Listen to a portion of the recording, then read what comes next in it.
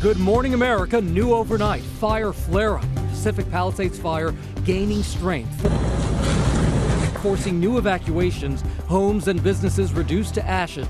The Eaton and Palisades fires, now two of the most destructive in California history, the latest on the impact as homeowners salvage what they can, and an update on the lives lost. Plus, the questions being raised about water, with the governor demanding an investigation.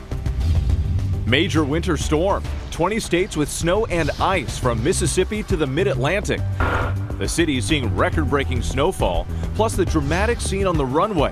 The passengers evacuated onto the snowy tarmac. Why the plane suddenly aborted takeoff. Tick-tock at the Supreme Court. Justices deciding whether to allow a law banning the popular social media platform in the U.S. The issues of freedom of speech and national security, and when the app could go dark. President-elect Trump sentenced in his hush money trial just 10 days before he takes office as the first U.S. president convicted of a felony, avoiding jail time or fines, what he told the court. Family feud. Dancing with the Stars alum Allison Holker blasted by the family of her late husband, dancer and Ellen Show DJ Stephen Twitch Boss, over what she wrote about him in her new memoir, how she's responding to them this morning.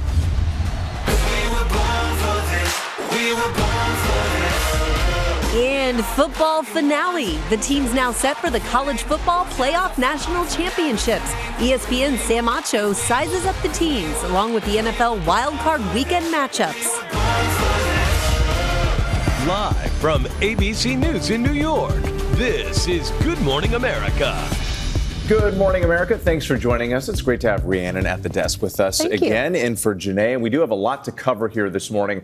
Firefighters in Los Angeles battling new flare-ups from the Pacific Palisades fire overnight. The toll from these fires growing. At least 11 lives lost. More than 12,000 structures, homes, and businesses damaged or destroyed. More than 55 square miles burned, and more than 150,000 people under evacuation orders. The numbers are staggering, and this home security camera capturing the frightening moments flames close in on a home in Altadena that had been evacuated. Embers flying and taking hold, burning the home to the ground. Just unbelievable devastation there. Here is a look at where the fires are right now. The biggest fires right now are barely contained. We have team coverage, of course. In a moment here, we're going to join residents as they return to their homes now in ruins, figuring out what happens next. But we begin here with the latest on that new flare-up. Matt Rivers is there. Good morning, Matt.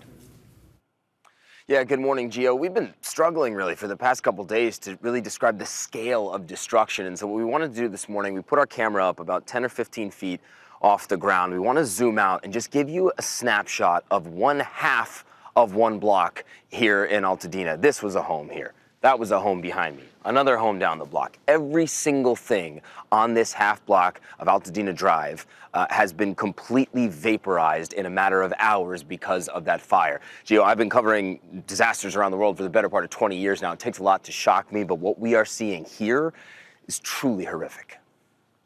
This morning, apocalyptic scenes unfolding across Los Angeles as multiple wildfires blaze through the city.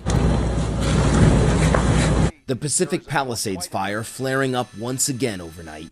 Stunning aerial footage showing the inferno growing stronger and stronger. Even firefighters fleeing from the scene, forced to leave their vehicles behind. That fire only 8% contained. Massive plumes of smoke filling the air as first responders attack the flames from the ground and from the sky. It's just one of many wildfires scorching through California.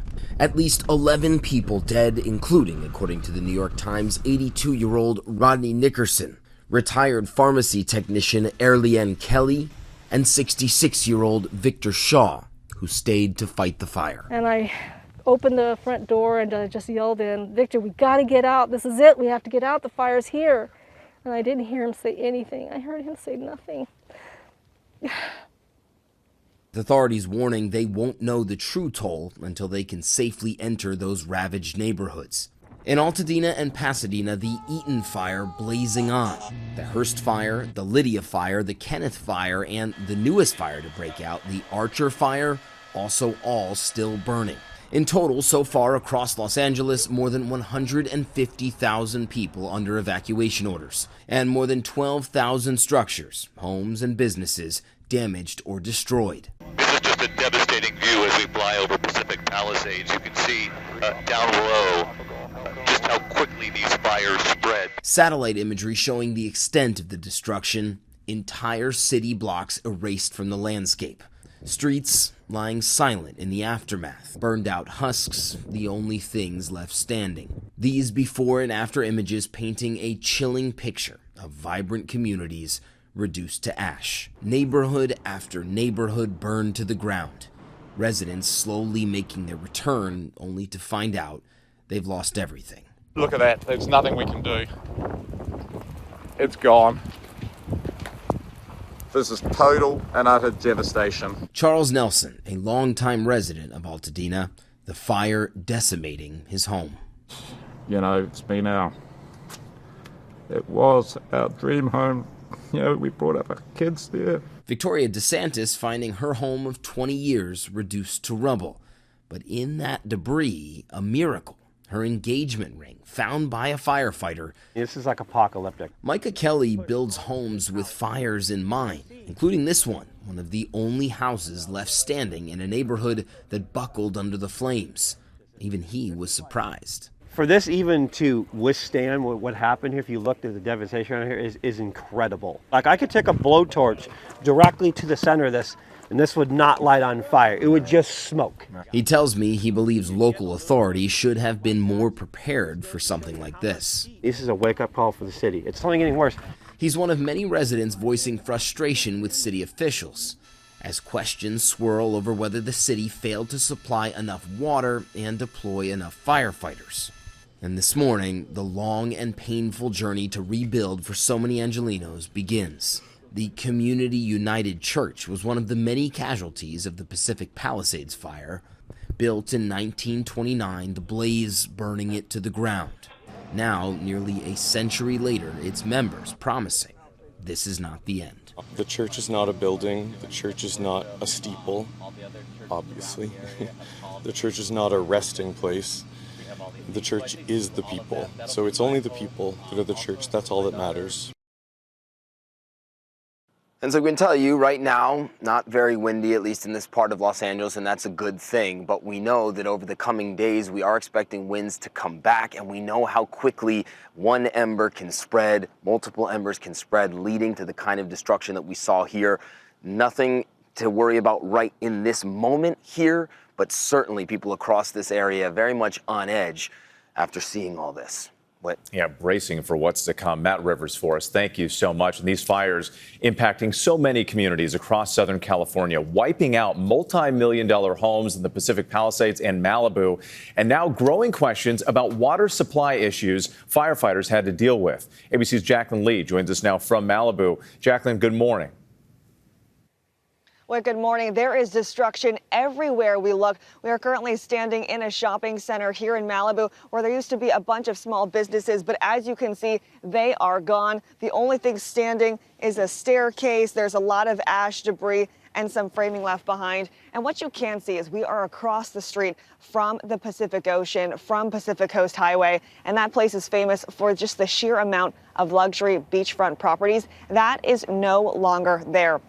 It is wiped from the map. And what that shows us is this Palisades fire burned so quickly to the south that the only thing stopping it was the Pacific Ocean. Now, this morning, we are learning more about water supply issues. A local fire captain telling ABC News that when a structure with a sprinkler system burns down, that water from that system continues to flow, that impacting the water supply and losing pressure for those firefighters fighting these fires here in Los Angeles. In addition, we're learning that a nearby 117 million gallon reservoir, it was taken offline for repairs before the fires, a brush fire burning close to that facility. Governor Newsom is demanding an investigation into the water issues.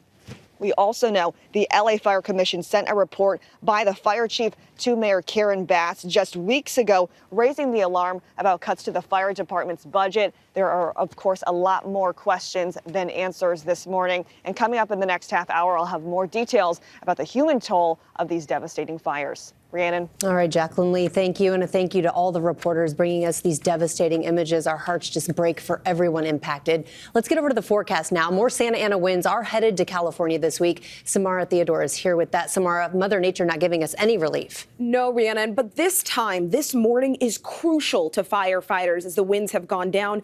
It's their time to make headway because by this afternoon into this evening, those winds are going to pick back up. So we're getting that classic setup back in play, winds increasing again tonight. This is going to lead to that critical fire risk from Malibu and Simi Valley into San Fernando, Riverside, Anaheim, Ontario. Wind gusts could be as high as 65 miles per hour. Again, we could be in for a relative humidity between 10 to 20%. And it's not just the fires, it's also that smoke coming along with the fires here. We have that apocalyptic low-level smoke headed down into Santa Monica, reducing air quality even as far south as Redondo Beach. Gio? Let's hope that they can contain more of those fires before those winds move in. All right, Samara, thank you so much. And while those fires rage in the West, a major winter storm has 75 million Americans under weather alerts this morning. Ice and snow from south to north. ABC's Ike Ajachi is in Atlanta with more on this. Good morning, Ike. Good morning, Gio. This record-breaking winter storm is causing all kinds of issues throughout the southern part of the country. Everything from power outages, slick roads, and of course, issues at the airport. This morning, a massive winter storm blanketing the South. Ice and record-breaking snow causing havoc for millions of Americans. 20 states from Texas to Delaware on alert Friday for snow and ice, 6 of them declaring states of emergencies. In Texas, thousands without power. Some areas in the Lone Star State seeing nearly 10 inches of snow. Over in Memphis, Tennessee, residents there witnessing the biggest one-day snow total in 40 years. The storm halting travelers across the country as well, canceling over 3,000 flights. And at Atlanta's Hartsfield-Jackson Airport, an emergency on the runway. So there's fire coming out of the right engine? Yes, that's what they're showing. All right, we're going to evacuate on the runway. A Delta flight heading to Minneapolis suspended takeoff plans due to an indication of an engine issue, according to the airline. More than 200 passengers forced to evacuate the plane. Travelers seen sliding out of emergency doors as smoke visibly billows from the aircraft. This is crazy.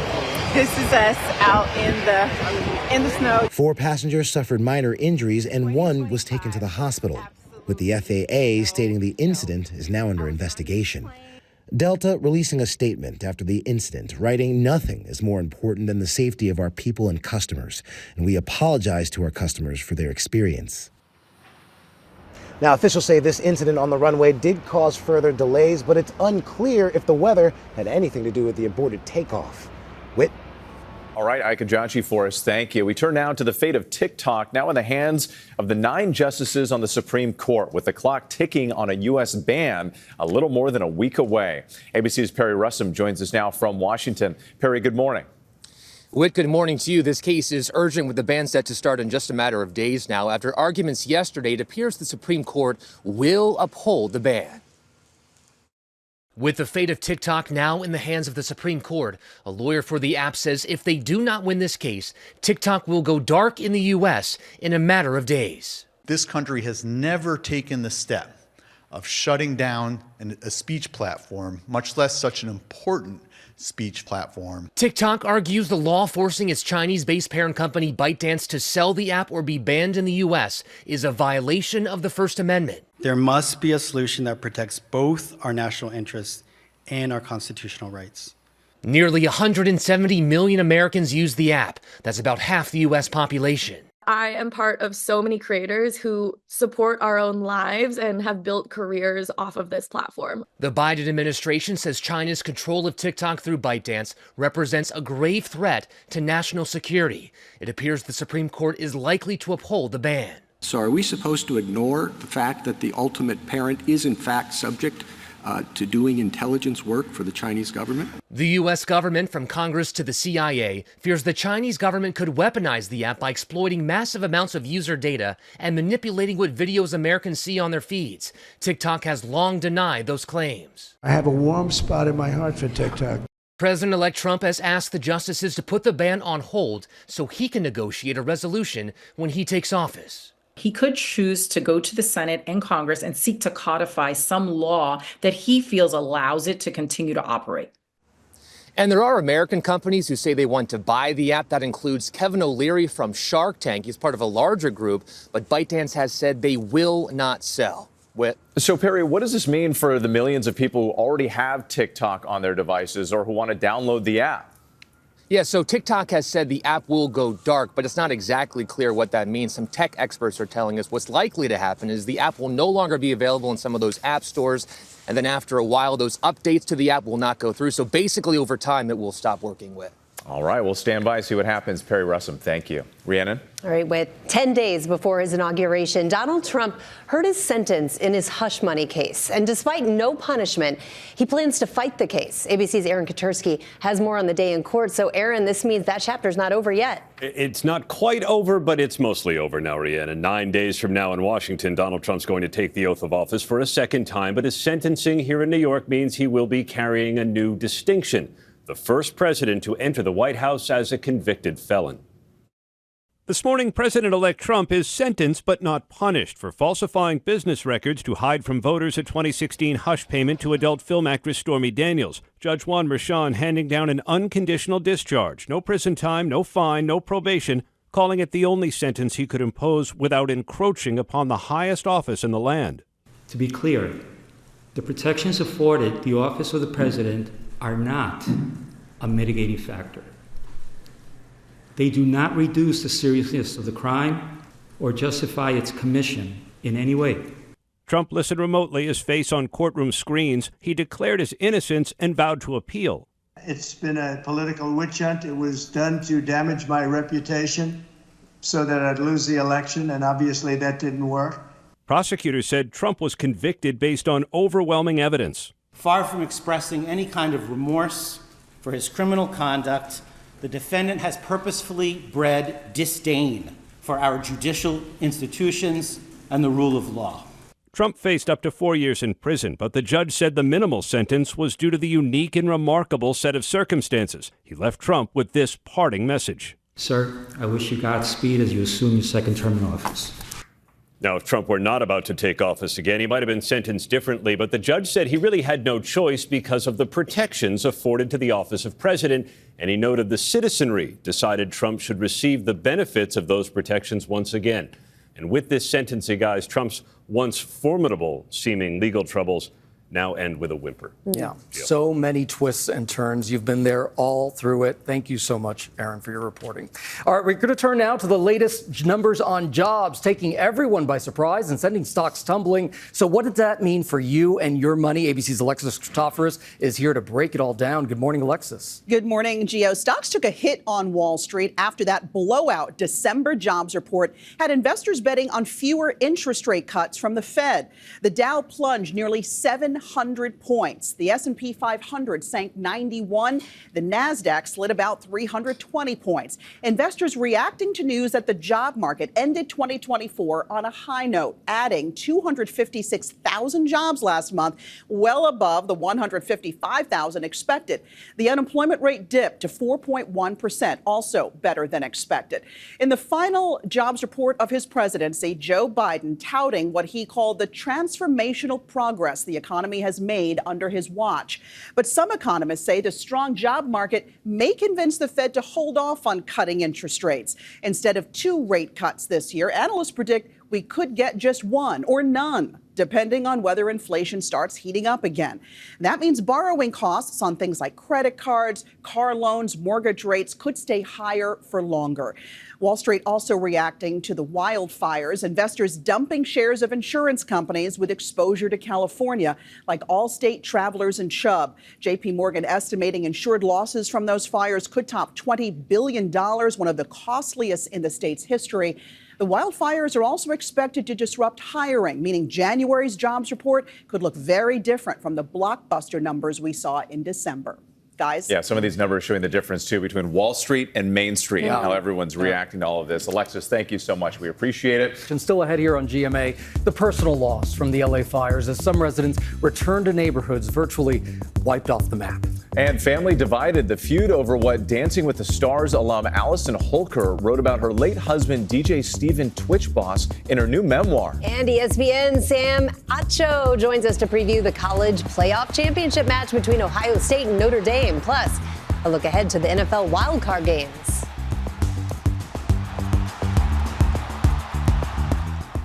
Don't believe me, just watch.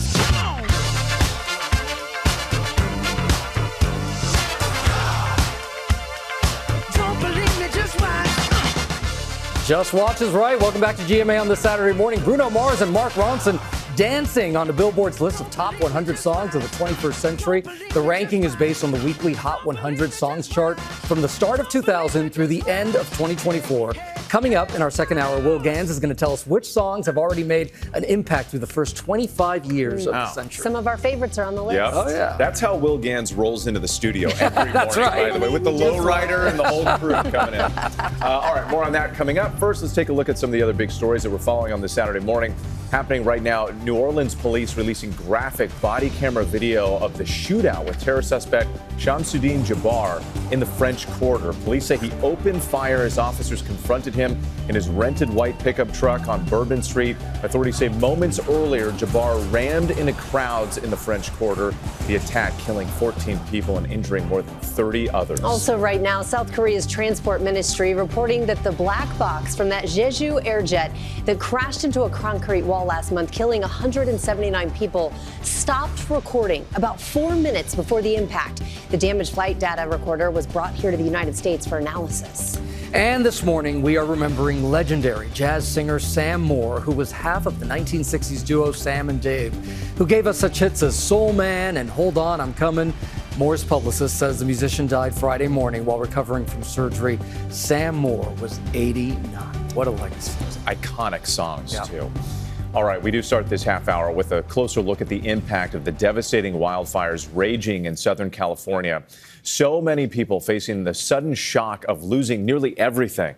ABC's Jacqueline Lee has been following their stories. And Jacqueline, you've also been speaking with some of the heroes. That's right, Whit. Whenever there's devastation, there are always people who stay behind and do the impossible. We met with one man who is making a profound difference in the lives of his neighbors. This morning, the scope of the destruction and human toll now unfolding. Fire tearing through homes and businesses, many seeking refuge at pop-up shelters like California's famous Rose Bowl Stadium. This family telling Armola Lengi they escaped their burning home with their 2 kids and their dog with just minutes to spare. I take it you lost everything. Lost everything. Yeah, so we're here collecting diapers for our 16-month-old daughter. Sean came back to his Palisades Bowl neighborhood to find precious valuables completely gone. We lost everything. Yeah, so there's nothing. To David Silverman, returning to his home of 20 years for the first time, seeing the destruction up close. I think the gas lines must have exploded. That pretty much demolished everything. We have to go, everybody. But when thousands evacuated, one man, Dr. Chester Griffiths, stayed behind to save his and his neighbors' homes. I had to race here because my son and my wife evacuated, but our neighbor stayed, and I wasn't going to leave him alone. He and a few neighbors were certified by the Los Angeles Fire Department to serve as resident first responders in a disaster. And after the first long night of fighting one of the most destructive fires in Los Angeles history, It's all gone. covered in soot, ash, and anguish all over his face, there was still a victory. We did it. The house is here. Griffiths realizing they had just saved all 5 of those homes. Why is it worth it to you to want to stay behind to protect this rather than just evacuate? It's what we live for. It's our heart and soul. It's our family. It's our community. And I do want to point out that when we arrived for that interview, a hot spot broke out. Dr. Griffiths was literally fighting a fire when we showed up to meet him. Rhiannon. We thank Dr. Griffith and all the heroes out there helping. Thank you, Jacqueline Lee, for that report. The widow of Stephen Twitch Boss battles the backlash over her memoir and what she wrote about her late husband. Allison Holker now feuding with his family. ABC's Morgan Norwood has the latest on this. Morgan, what a messy story. Yeah, a real family feud brewing here, Rhiannon. Beloved dancer Stephen Twitch Boss left behind a lasting legacy both on and off the dance floor, but shocking claims from his widow, Allison Holker, who says she found a stash of drugs shortly after his death. Well, they now have his family firing back. This morning, there's an emotional battle to keep his memory alive. My wish is that Twitch would come out here and dance. The legacy of beloved artist and former Ellen DJ Stephen Twitch Boss at the center of an intensifying feud between his family and his widow, Dancing with the Stars alum Allison Holker. Holker's comments in an exclusive People interview igniting the disagreement. Boss's widow sharing what she says are intimate family details in her upcoming memoir, This Far. In the book, she claims she found a cornucopia of drugs, including mushrooms, pills, and other substances I had to look up on my phone shortly before his funeral. It was very alarming to me to learn that there was so much happening that I had no clue. But it also helped me process that he was going through so much. And he was hiding so much, and there must have been a lot of shame in that. Boss's mother slamming the claims, writing on social media that she is absolutely appalled by the misleading and hurtful claims, adding, "We will not stand by while his name and legacy are tarnished. He doesn't deserve this." Twitch's death shocked the world in December 2022, the LA County coroner ruling his death a suicide, saying there was no foul play. Holker defending herself on social media, writing in part, "Hopefully you'll see my intention is to celebrate the love and life I shared with Stephen and our 3 beautiful children, and also the more complex aspects of both of our lives," adding, "I believe that if Stephen were able to choose, he would choose to have his story told if it meant saving even one life." I hope that this book can be a beacon of hope for people to see that if you're having a low day, lean on someone and you can get that help to get better. Holker and Boss met on season 7 of So You Think You Can Dance. Will you marry me? And married in 2013. Their dance videos making them a household couple. But now, a deep divide apparently between Holker and Boss's relatives. His cousin Elle writing on X, "You did our family so dirty," alleging Holker made me and his actual family sign an NDA just to even attend the funeral. Holker writing in her book that an NDA was needed in order to protect the privacy of her late husband. The reason for having an NDA in the first place is to keep sensitive information completely private. It's extremely rare for family members to be asked to sign an NDA about a deceased family member. Now, meanwhile, Holker says that she hopes sharing her story will help other people recognize what she said were missed red flags. The latest issue of People magazine is out now, and proceeds from her book will fund a mental health foundation in honor of Twitch. And listen up, if you or someone you know is struggling, you can call or text 988 for 24/7 support. But certainly a lot of people talking about this. Really sad to see them feuding like this. It really is. Morgan, thank you so much. Appreciate it. GMA here with lots of football action. The college football playoff national championship now set, and it's also NFL wildcard weekend. And here to break it all down in person, in living color, ESPN football analyst and former NFL player Sam Acho. What's up, Sam? I'm so glad to be here with you all. It's a great weekend for football. It really is. So glad to have you here. Okay, so let's talk about Notre Dame facing off with Ohio State. Who's going to get it? I think Ohio State's going to get it. Ohio State's been playing like the best team in all of college football specifically, especially over the last several weeks. They have one of the most high-powered offenses, and their defense has been outstanding. And so though Notre Dame seems like a team of destiny of sorts, Ohio State has so much depth on the offensive line, though there have been some injuries on the defensive line and in that secondary. There's a player by the name of Caleb Ransom, who's a true sophomore. Last year he was at Alabama, and he was dominant there as a true freshman. Nick Saban called him one of the smartest players ever been around, and now all of a sudden he's raised the level for Ohio State. And just love the playoffs, too, by the way, because it's like a few weeks ago you wouldn't have been looking at these teams, and now, look, both of them have made it. It's great to watch. Let's turn to the NFL. Wild card matchups kick off today. We were talking about the Ravens and the Steelers. Who do you think has the momentum going into this? I think Baltimore has all the momentum, and the reason why is that Pittsburgh has lost 4 straight games coming into the playoffs. I played 9 years in the NFL, and there's such thing as momentum. Momentum is real, and so one team, Pittsburgh, is limping into the playoffs, whereas Baltimore, with Lamar Jackson at quarterback, is playing at an MVP level. And so for me, I think Baltimore wins this one based off of Lamar Jackson and their play. But keep an eye out for the Pittsburgh defensive line, guys like T.J. Watt, Cameron Hayward. These are Pro Bowl level players, so they could change the outcome of the game. You know who has momentum? The Kansas City Chiefs. We're not talking about them They're today. off this weekend. So let's talk about the Chargers. They're entering the postseason on a 3-game winning streak. So if you are the Texans, how do you slow down their offense in Justin Herbert? Well, the biggest thing is to slow down their true freshman, or you want to call him a rookie receiver, in Ladd McConkey. So Ladd McConkey has been outstanding, and the LA Chargers want to be a run-the-ball first football team.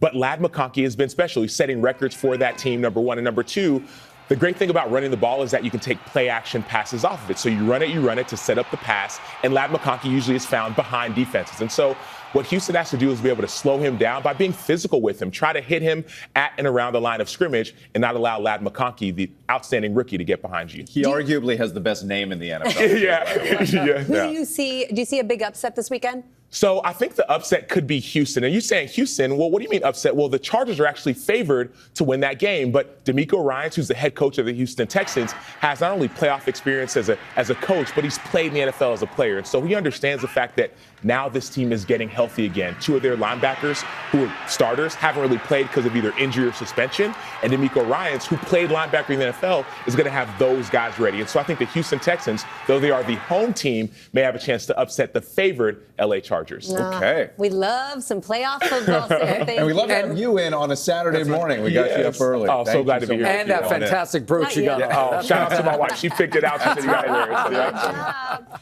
There's a full slate of games on Sunday. And on Monday, you can catch the Minnesota Vikings versus the LA Rams at 8 Eastern right here on ABC and ESPN. We'll be right back. Good morning, America. It's our second hour. New overnight, fire flare-up. The Pacific Palisades fire gaining strength, forcing new evacuations, homes and businesses reduced to ashes. The Eaton and Palisades fires, now 2 of the most destructive in California history. The latest on the impact as homeowners salvage what they can, and an update on the lives lost. The new study about coffee, how your morning cup could benefit your health, and what to know about drinking it all day. Dr. Sutton is live to break it down. Sweet Spot, the family-owned business making old things new again. This was my childhood favorite candy. Bringing back the treats you love. Now, GMA is helping them grow their business. You need to have the 3 It's. Grit, wit, and fit. And find out which artists are levitating. After finding themselves on Billboard's list of the top Hot 100 songs of the 21st century, where Dua Lipa, Mariah Carey, The Weeknd charted on the list as we sing Good Morning America.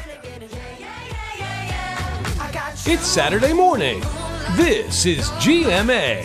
It is Saturday morning, and we do say Good Morning America. Oh, those songs are so good. Brianna and Allie right here on the desk filling in for Janae. Good Thanks to see for you. having me. Yeah, absolutely. Coming up, Tori Johnson is here with deals and steals for wellness products to start your year off right. Are you guys ready to get cozy up in Yeah, here? I think so. Oh, Yes. yeah. We're taking a cue from the Danish tradition, helping you bring hygge, cozy vibes, into your home for the winter months. We'll get to that ahead. But first, we do begin here with those unrelenting wildfires devastating the LA area. At least 11 people killed, more than 12,000 structures, homes, and businesses damaged or destroyed. Let's go back to ABC's Matt Rivers, who is in hard-hit Altadena. Matt, good morning. Hey, Whit, good morning. We showed you at the top of the last hour, but we want to zoom out here. We put our camera position about 15 feet off the ground, zoom out and show you the scale of the destruction. This is 1/2 of one block in the Altadena neighborhood, and this is the kind of thing that we're seeing block after block after block. Entire homes completely vaporized, unlivable. This was a home, that was a home, that was a home, and yet this is the kind of thing we're seeing across this area after the most devastating wildfires Los Angeles has ever seen. This morning, apocalyptic scenes unfolding across Los Angeles as multiple wildfires blaze through the city. The Pacific Palisades fire flaring up once again overnight. Stunning aerial footage showing the inferno growing stronger and stronger. Even firefighters fleeing from the scene, forced to leave their vehicles behind. That fire only 8% contained. At least 11 people dead. Authorities warning they won't know the true toll until they can safely enter those ravaged neighborhoods.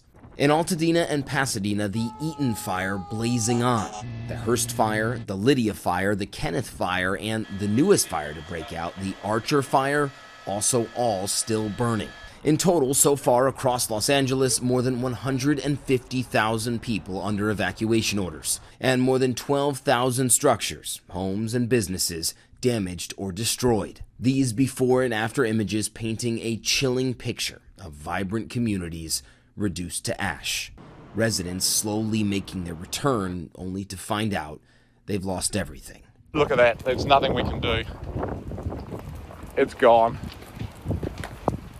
This is total and utter devastation. This is like apocalyptic. Micah Kelly builds homes with fires in mind, including this one of the only houses left standing in a neighborhood that buckled under the flames. Even he was surprised. For this even to withstand what happened here, if you looked at the devastation around here, is incredible. He tells me he believes local authorities should have been more prepared for something like this. This is a wake-up call for the city.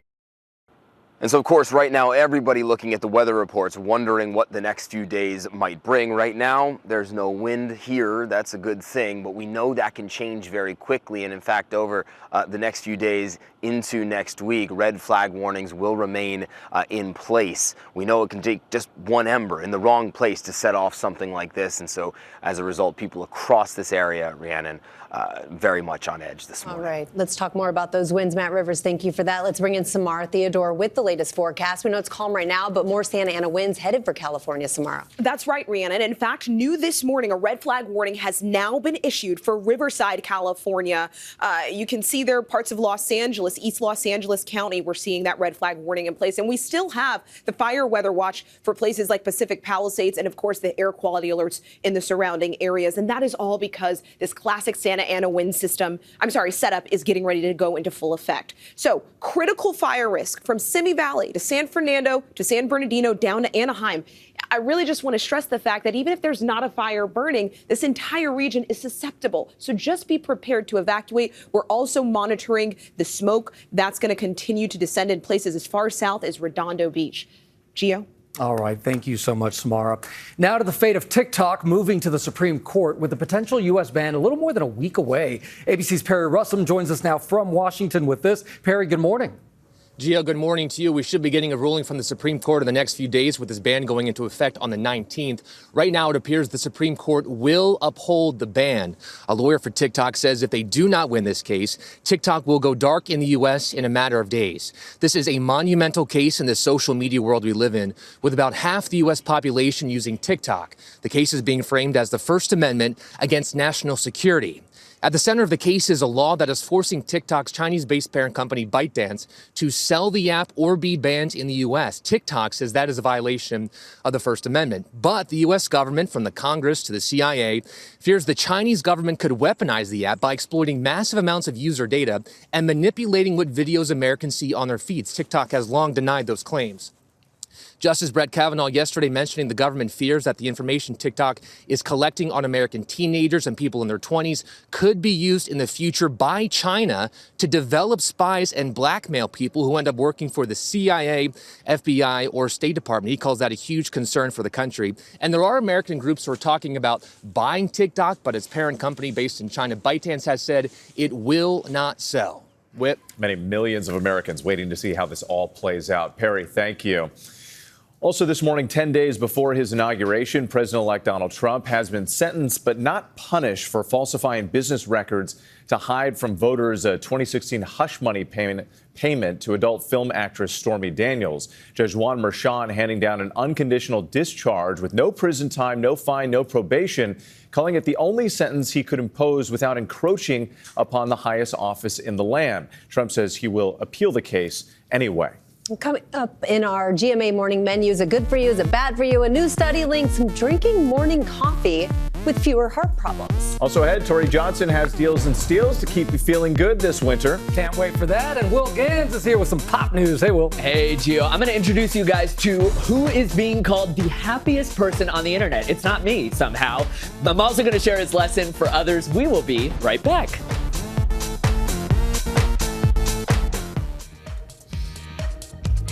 We are back now with our GMA cover story. A new study on coffee. We always love those here on the morning show, right? This one had a big cup this morning. Well, that's good. You can make it a little taller because we're finding that having your cup in the morning may be linked to a longer life. Yes. Our medical correspondent, Dr. Darian Sutton, is here with what you need to know. We love this kind of news. I know we don't like it when you tell us we're all bad sleepers, but then things like this with the coffee. So tell us about this study that came out. Well, this is the first study of its kind where it's looking at coffee drinking patterns, and it's suggesting that when you drink coffee matters. So this is a large collective study, over 40,000 people, and it found that those who drank all their coffee before noon, that was associated with a reduced risk of death, a significant one by 16%, and a more than 30% reduced risk of death from dying from heart disease. Now, this is compared to those who don't drink coffee at all. When they looked at those who drank coffee throughout the day, they did not see these additional benefits, which again suggests that when you drink coffee matters. So you have to drink it in the morning to get these benefits. What are these benefits exactly? Yeah, so the question is, why is this happening? And that's not answered in studies like this. It's looking at the association. When you look at the actual study, what I think is most interesting is that the benefit was found with those who drink regular coffee and decaf, those who drink that coffee before the noon time, which suggests that there's likely a time effect. Those who drink coffee more likely to participate in healthy behavior, and also a possible biological one in terms of reducing inflammation. So decaf as well? Decaf as well. These benefits were decaf as well, but you want to be conscious of your caffeine in general. Okay, so we know this study, but I know you've been looking at some of the other research. So what are the pros and cons of drinking coffee? So for those who love coffee, there's some more good news. Coffee is associated with a reduced risk in many cases of diabetes, a reduced risk of heart disease. Some cons, however, and some things I see in the emergency room, coffee can increase your heart rate, especially if it's caffeinated, leading to palpitations, increase your blood pressure, especially if you're taking it with certain medications like decongestants, many taking it throughout the holiday period in the wintertime because of that congestion.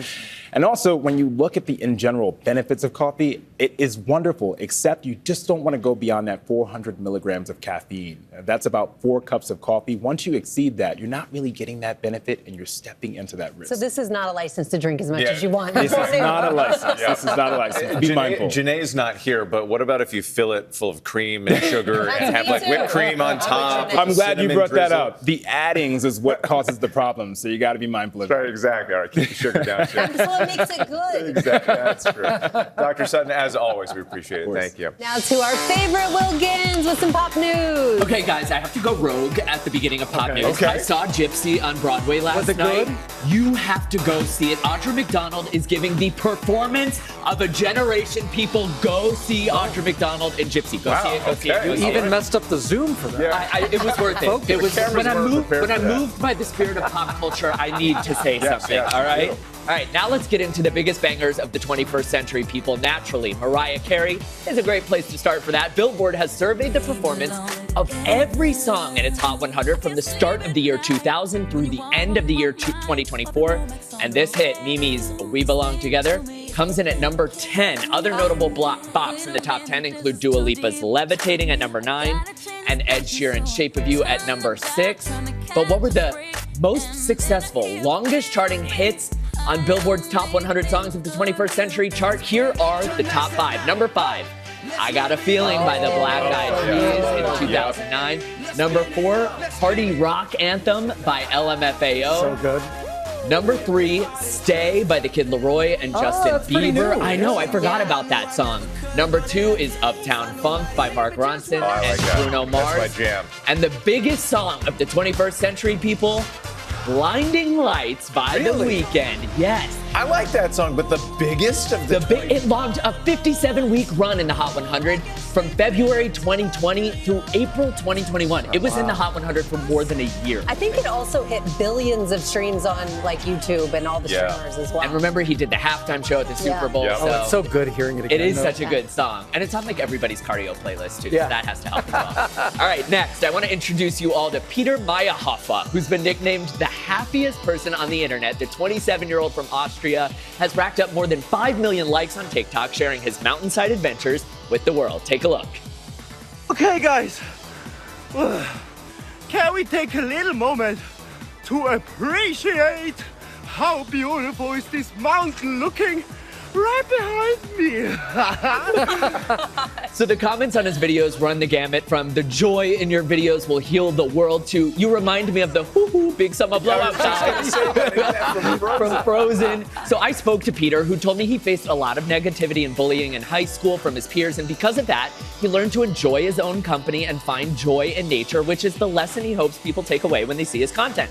I also asked him, by the way, how his hair stays so just wondering that. on those really long hikes in the snow, and he promised me he would post a hair That's tutorial. why he's the happiest person on the internet. He has the best hair. He has perfect hair. Wow. Yeah. There's a direct causation there, direct link. Yeah, good hair equals good vibes. All right. Finally, National Bagel Day is this Wednesday, January 15th. But since I'm charged only with steering the Saturday Pop News ship, we're celebrating right here, right now, people. Yes. An early National Bagel Day celebration. Yelp recently ranked the 100 best bagel places in New York City, which is the bagel capital of the world, of course. And we have brought in Yelp's number one pick. Yes. Can I get a drum roll, please, for the number one bagel place in New York City? Pop Up Bagels. And they only sell whole bagels, unsliced, and spreads by the container. So if you know, you know. The correct way to enjoy these bagels, you guys, is to tear them and dip them into the spread. Can I interest anyone in?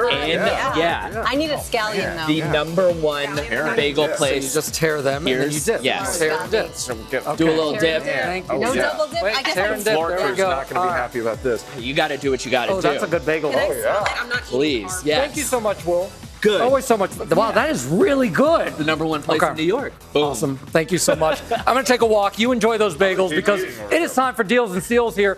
Getting your year off on the right foot. Tori Johnson is here with the wellness products from small businesses. Hey, Tori. After you do that rip and dip, that's like their so motto. good. Rip and How you dip. doing? You're going to sit down and take a little comfort here. Am I really? So, yeah. So from Snellix, you're going to feel this in your back right now. Oh, that cushion on the chair. You want me to put my feet on that? You can if you want to go for like the double why not? dipping in the relief area. We've got two different products. Oh, so the come cushion on. in the back and then the foot massager down there. I mean, if you had this at your desk, Are you'd be you at work kidding every me? day, like working hard every day, right? Yeah. Oh, I mean, it wow. feels so good. Yeah. And so this is all about just instant relief. Whether you use it at home on the couch, put it on your chair at work. Same with that foot massager. It's real relief. That's These products, unbelievable. they're very good. And today's a good day to get in on it because everything from Snellix is 50% off. 50% off. Okay. All right. Oh my Then- gosh. Now I'm doing this. I know, and then barefoot. it's hard let's to go. get What up. do we got? Okay, so this is Hey Dewey. You will breathe better if you have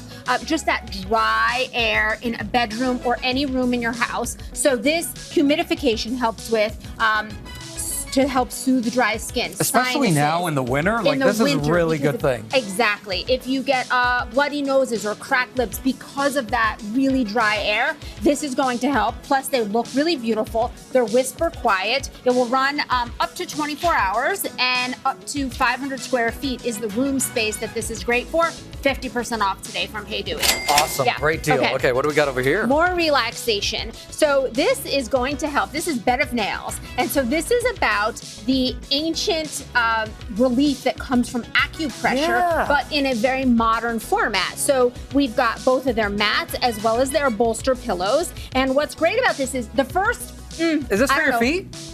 This one goes behind your head, and then this can go behind your back Oh, I right see. here. You Okay. can either go this way, you could go down your back. You can put it really anywhere you need relief. First 10 to 20 seconds feels prickly, but then as you soothe into that 10 to 20 minute treatment, you suddenly feel all of the stress melt away. It's great for back pain, headache pain, just for that kind of immediate relief. Wow. This is relief that you will feel. I know some people in the studio, big fans of this, all slashed in half, starting at $20. Awesome. This Yeah. is really cool. Really, okay, really good. Socks. Okay, socks. These are Swiftwick socks. And what I love about these is made in America, rigorously lab Oh, they tested. feel soft, too. They're really fabulous, and they've got a big variety of them. So if you need your socks to be reliable, this is a brand that you want to purchase from. We've got compression, moisture wicking, blister prevention. They are all different styles depending on the shoes that you're wearing or the needs that you have. So everything from no-show, ankle, quarter crew, they've got you covered. You will not go wrong with these. All 50% off starting at $8.50. Oh, all season merino too. That's good for the winter. Good ones. Okay. A-Trax. These are shoes that are designed based on data specifically for arch support. That's a style for men. I think we've got something like 40 different styles for women, about 10 different styles for men. These don't just look good, but they are really about better alignment and stabilization. Their arch support is placed a little bit further back in the shoe than others, and that's really designed, again, based on data to help you feel good, but to also ensure that your body's in alignment, that your posture is great, and that your feet feel good all day long. Huge assortment, 50% off plus free shipping.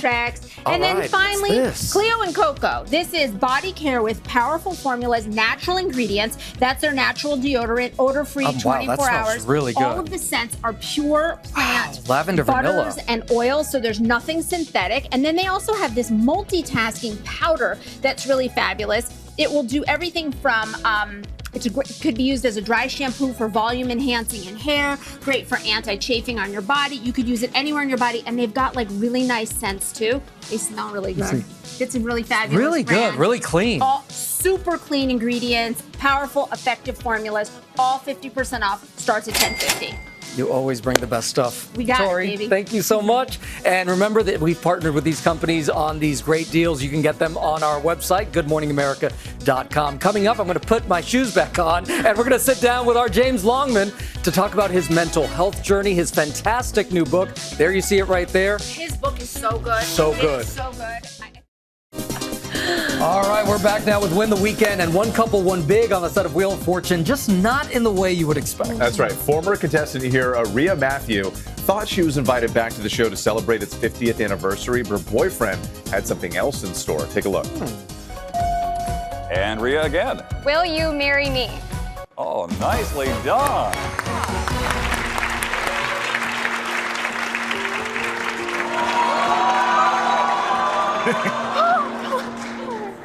Rhea, Susan Matthews. Will you marry me? I Well love done. this. Amazing. It turns out her boyfriend Robin had reached out to the show and asked for help. As you can see, the whole team was happy to help. Rhea and Robin are getting married this upcoming October. A big congrats to them. What if she hadn't answered it, though? I know, what if you the other puzzle. Right? I feel like they gave it to her. Maybe they did. That's right. Set it up. That was great. Now on GMA with some of the top headlines that we're following right now. Devastating scenes across Southern California as multiple wildfires burn through neighborhoods, destroying everything in their path. The Pacific Palisades fire flaring up once again overnight, prompting new evacuation orders. As of last night, that fire only 8% contained. At least 11 people have been killed, with authorities warning they don't know the true toll. And a federal judge has found former New York City mayor and Donald Trump lawyer Rudy Giuliani in contempt of court.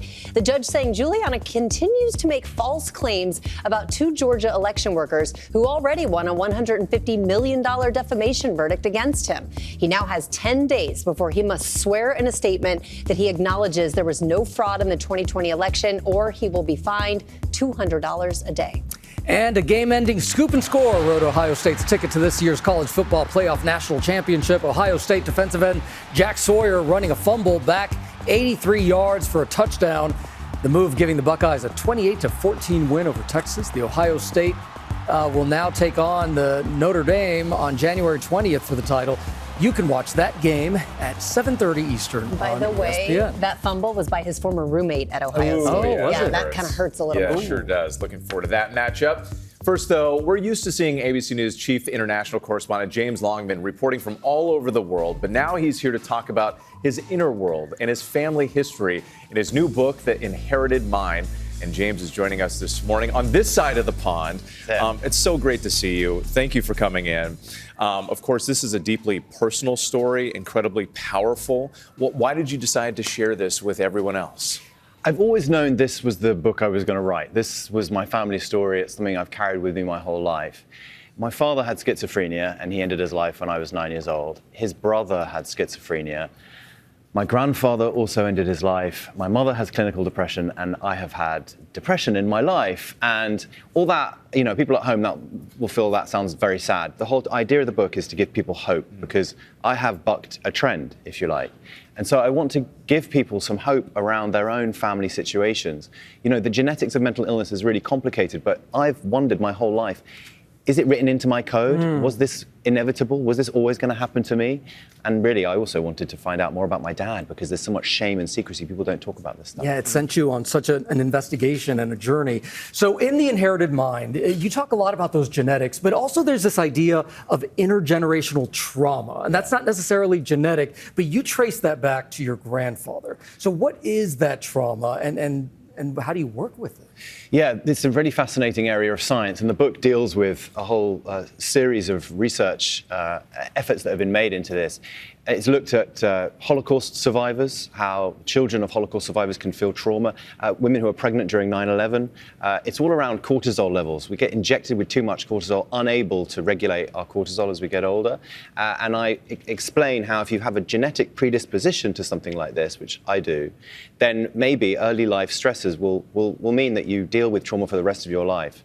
So it was really important for me to give people some hope if they have these issues in their families, that this is surmountable. You can get past it.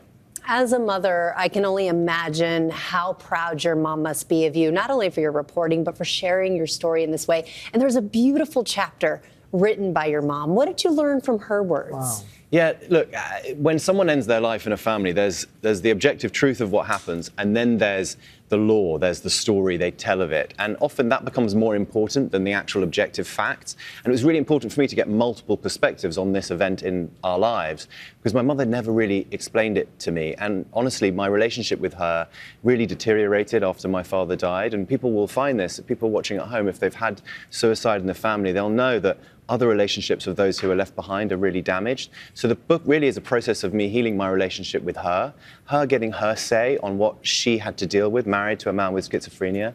And I have never really understood what my mum went through, so this was about making sense of that as well. Has this helped your relationship with her? I hope it will. It's tricky, and people will wonder when reading the book. I mean, she really suffered, and I think she transferred her suffering onto me for a long time.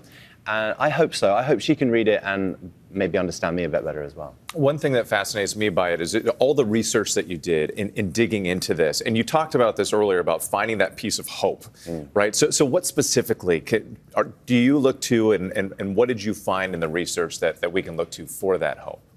You will have a genetic predisposition to a mental illness if you have a family history like mine. You just will. Your genes, it will be written in your code. But that is only 2% of your genetic inheritance. The other 98% is the software. It's how that code is read. That's epigenetics. You can turn your genetic predisposition up or down. It's like a dimmer switch. There are chemical processes in your body, which means that a genetic predisposition is not a prison. It's actually an opportunity to change your life. Genetics can really give you some hope about changing these patterns. It's not the thing that's going to hold you back. It's actually the thing that's going to propel you forward. Wow. So I want people to know that if they've got these histories in their families, they shouldn't be worried. That's so fascinating. So what about your own mental health, James? How do you work with it? How do you make sure that you're keeping on top of it? The thing I really understood with researching my father and really thinking about my own life was it's about community. You have to surround yourself with people you love and who love you. You cannot be isolated. People with significant mental illnesses often get cut off from the family. It's precisely that which will make it worse. So for me, my husband, my family, understanding that I can build a family of my own despite the fact that I had a rough time maybe growing up, that's what helps me. And communicating, telling people when you're feeling it, you've got to explain what's going on in your life. It's like a pressure valve. It's so freeing. That's the key to getting over depression, telling people how you feel. What was the hardest part of this process for you in this book? I think reading my father's medical notes. I got 120 pages of his medical notes, which was unbelievable, but I actually read the words he said when he was in psychosis. It's really difficult to read. He was in these crazy manic episodes. So that was really hard. But I also tracked down the people who looked after him from these notes. I found them. Wow. One of his carers came to my home. And because I look like him, I mean, that's the whole basis of the book, right? I look like this guy. I have his eyes, his nose, but what else do I have? I opened the door and she just knew who I was because she remembered my dad. She gave me a big hug and she could tell me that he really wanted to be in my life. And I never knew that. Wow. Right? And it was amazing for me to have that connection with her. Well, James, we're huge fans of yours as a colleague, as a journalist, as a person, and this book, too. Tapping into something that I think so many people can connect to. And so many people are seeking answers and trying to have these discussions with their families. So thank you so much for bringing that to us. Thank you for sharing. Thanks for having me. All right. Of course, The Inherited Mind is available in stores and online. And if you or someone you know is struggling with thoughts of suicide or other mental health crises, there is free confidential help. It's available 24/7. You can call or text the National Lifeline at 988. We'll be right back. All right, we are back now with something sweet, very, very sweet right here. Have you ever yearned for a treat from your childhood but found that it's just not available anymore? Well, a couple from New Jersey is coming to the rescue. Their family-owned and operated business is reviving some of your favorites. Take a look. It's the retro candy craze that's popping up all over TikTok. We got the Squeeze Pops in Bubble Jug. This was my childhood favorite candy. Strawberry cream savers are back. Revivals of beloved discontinued brands now hitting the market, like the wildly popular Sour Than Sweet Altoid Sours, now with a slightly different name. These are the retro sours. I'm so excited to find out if these taste how I remember. Oh yeah, that's so good. I am so happy to have these back in my life. The comebacks, all thanks to this sweet husband and wife duo. Hi, I'm Jordan Weeson, And I'm Kim Weeson. and we're the owners of Iconic Candy. Iconic Candy is a family-owned and operated candy company. We specialize in reviving your favorite discontinued candy brands from your childhood. Most of you will remember Ouch Bubblegum coming in the classic metal tin that are reminiscent of Band-Aids. This is launching next month. We've spent years to perfect the flavor, the mouthfeel, the packaging, the colors. to see people when they look at our product or try it again for the first time, the way their faces light up. It's a really cool experience. The old made new again treats flying off shelves in stores like Cracker Barrel, Five Below, and It's Sugar, among others.